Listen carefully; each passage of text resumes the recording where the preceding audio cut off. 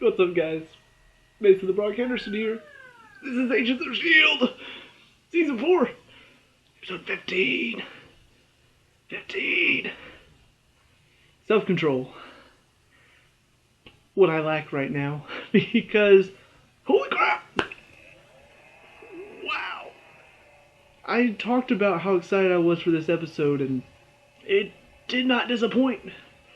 And I think the best part about all of this is, it was actually on my birthday that this episode happened. So it was like a birthday present to me, having such a great episode. It feels so good.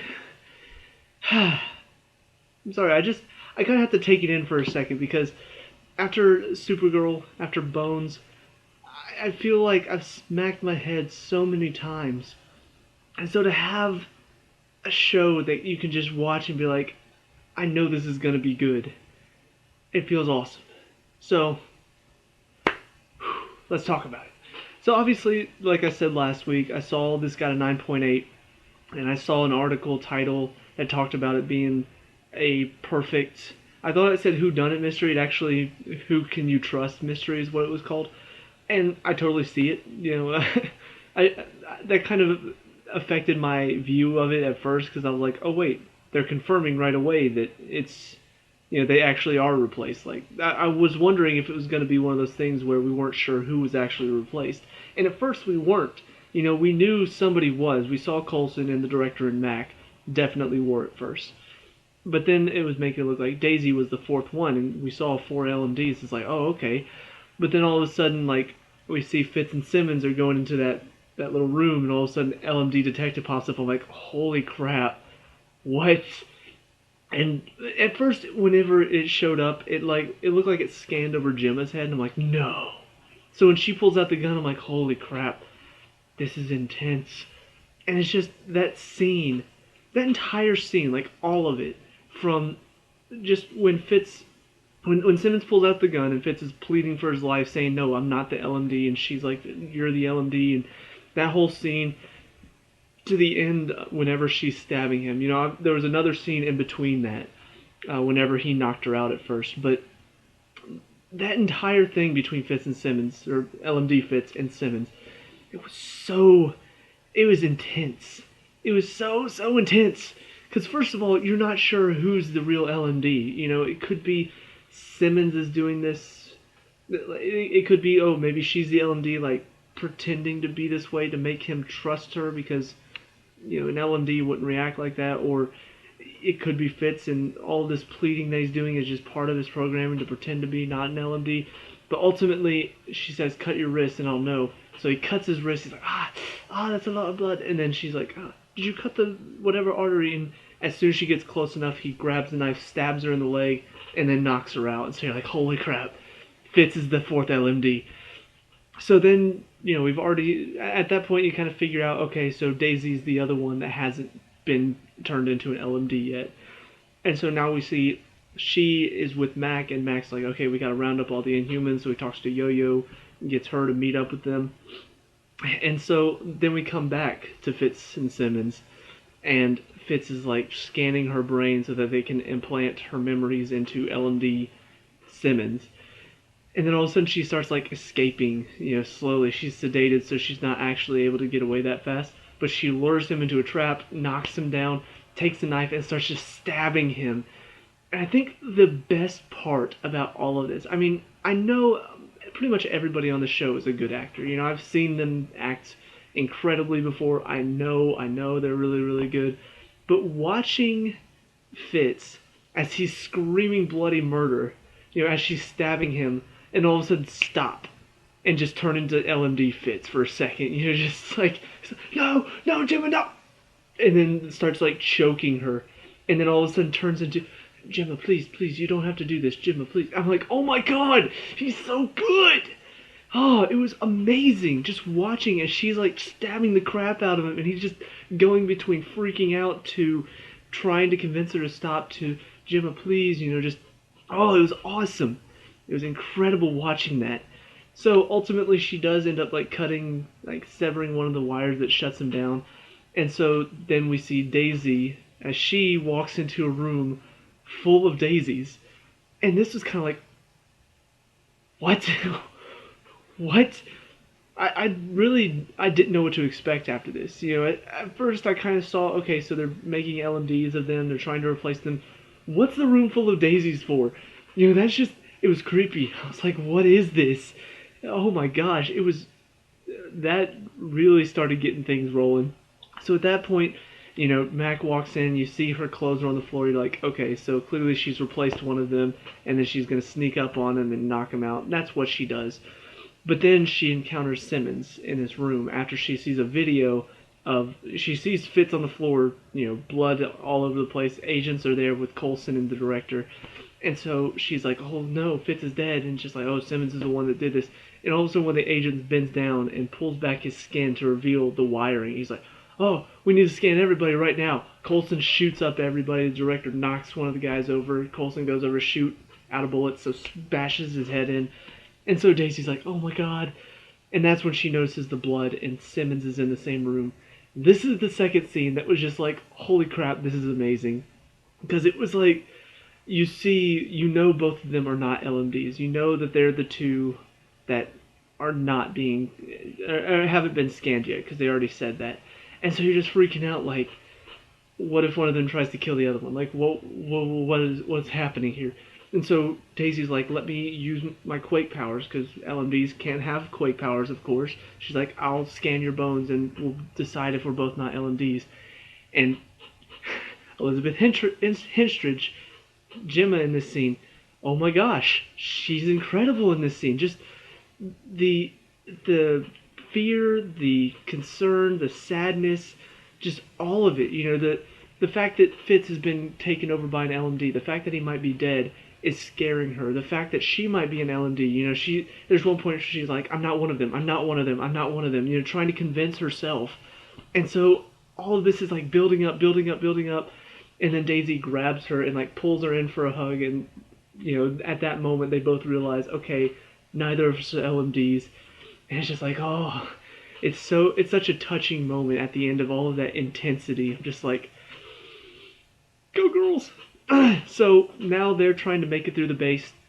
Coulson and the director, LMD, Coulson and director, call everybody in for a meeting and say, okay, Simmons and Daisy have been taken over by LMDs. They've been replaced by LMDs, so whenever you see them, you need to kill them.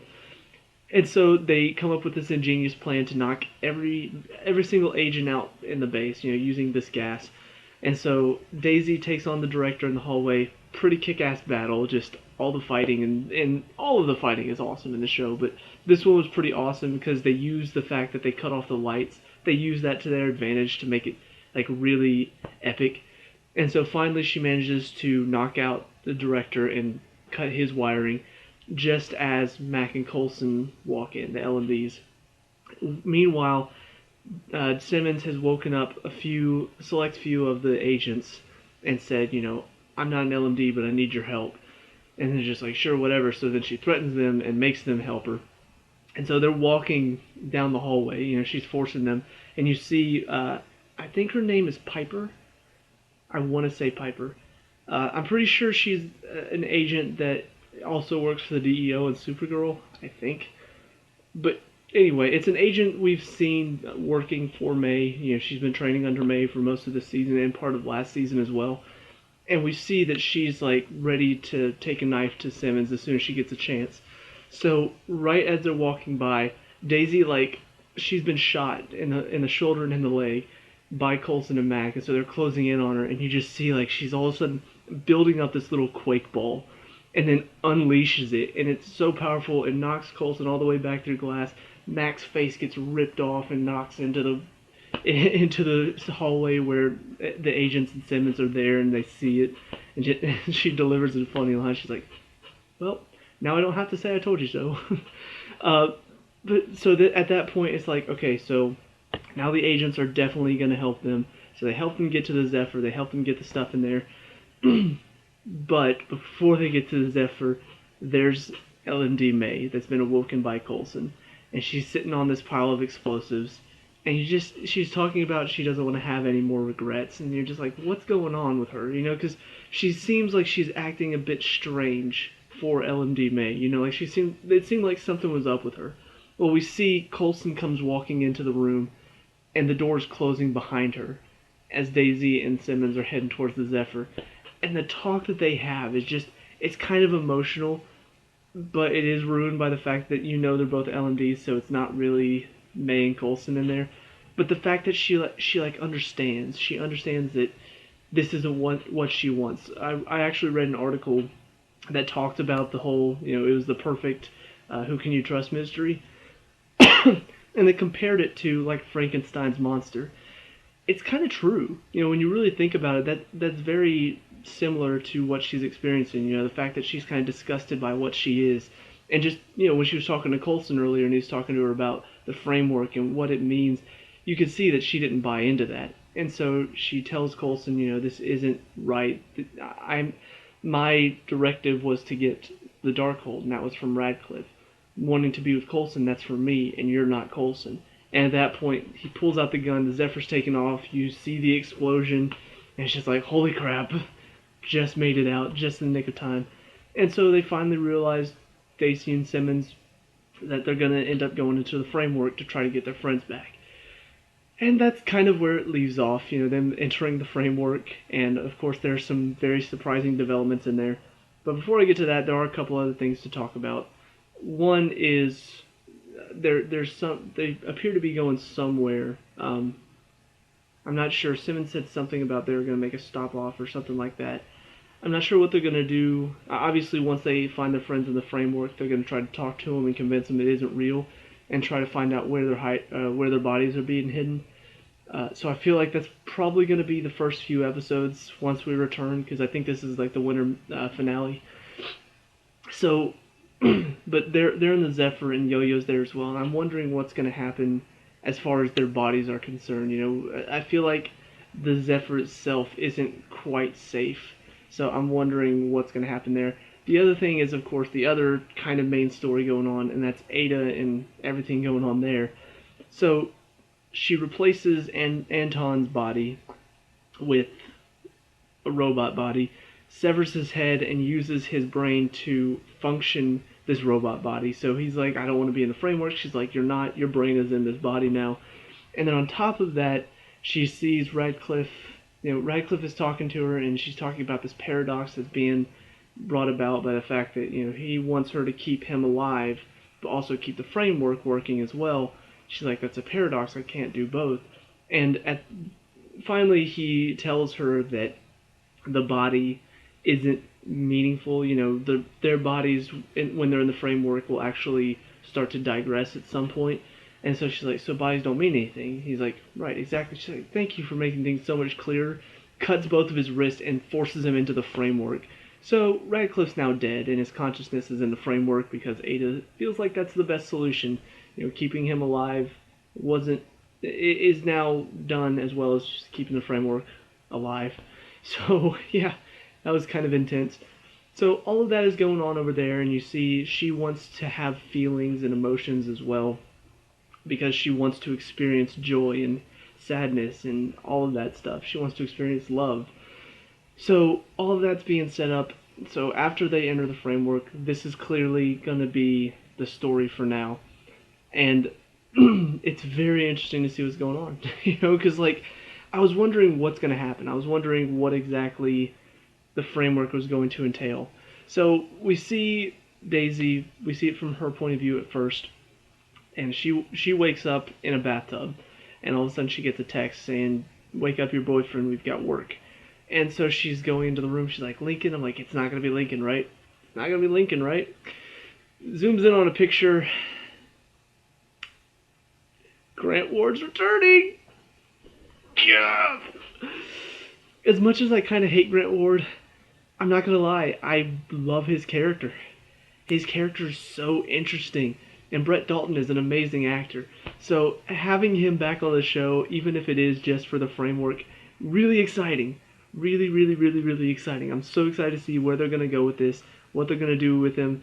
Because, Grant Ward has always been such a complex character, and just so much you can do with him, and just using him. It's very, very fun. On top of that, we see, it's almost like this is somebody said it was called the mirror world. I'm guessing that's what it's going to be, like the reverse of everything. So we see Coulson's teaching a class about fearing Inhumans, why we should fear them. So clearly that's like the opposite of Coulson because he doesn't fear Inhumans. Mac is, I guess, taking care of a kid.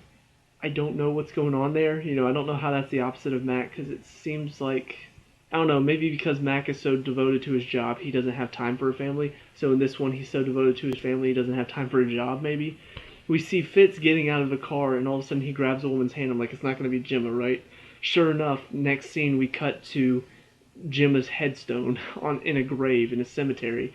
So, don't know what that means, but Fitz is apparently with somebody else and super rich. Then we see May going up an elevator. I'm like, that kind of looks like the S.H.I.E.L.D. building.